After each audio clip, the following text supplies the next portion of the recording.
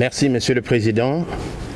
Monsieur le Président, ma délégation fait sienne la déclaration prononcée par le représentant du Soudan au nom du groupe africain.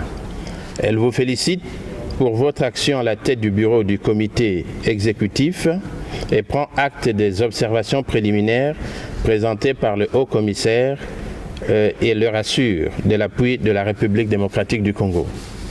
Monsieur le Président, c'est pour nous un grand honneur de prendre la parole au nom du président de la République démocratique du Congo, son Excellence Joseph Kabila Kabange, et du gouvernement à l'occasion de la session du comité exécutif du Haut Commissariat pour les réfugiés.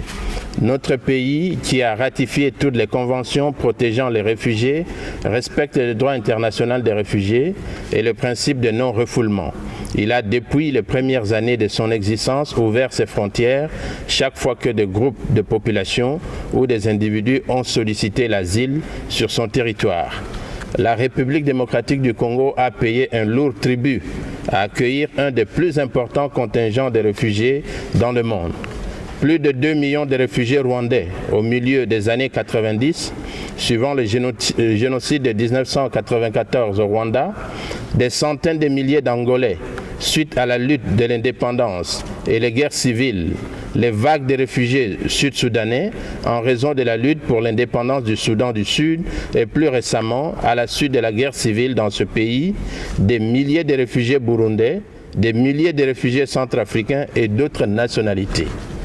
Notre terre a été dévastée, des éléments armés en provenance des pays étrangers y sont entrés, les populations locales ont souffert de représailles de la part de ces groupes armés, le développement économique a été entravé en raison de l'impact des milliers de réfugiés et la sécurité est toujours un énorme défi dans la partie orientale du pays.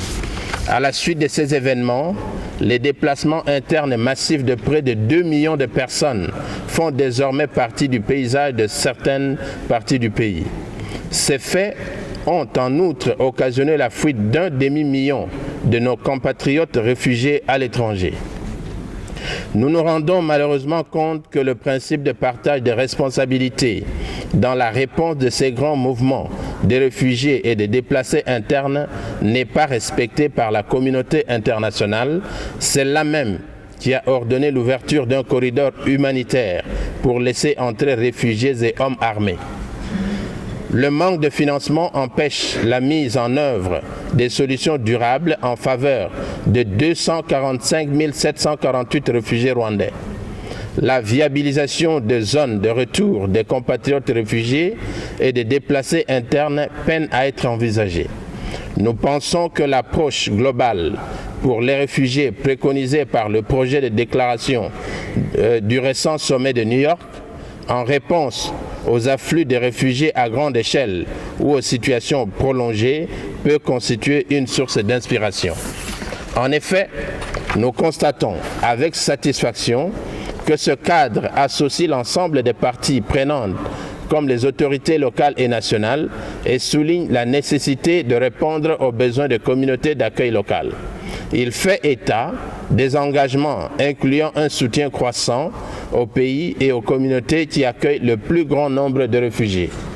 Nous estimons que le principe selon lequel la protection des réfugiés et l'assistance aux États d'accueil est une responsabilité internationale commune doit faire l'objet d'une application réelle et effective aux pays africains en général et à la République démocratique du Congo en particulier, à l'instar de ce qui a été fait pour les pays européens ou en faveur des pays voisins de la Syrie. Nous vous remercions de votre attention.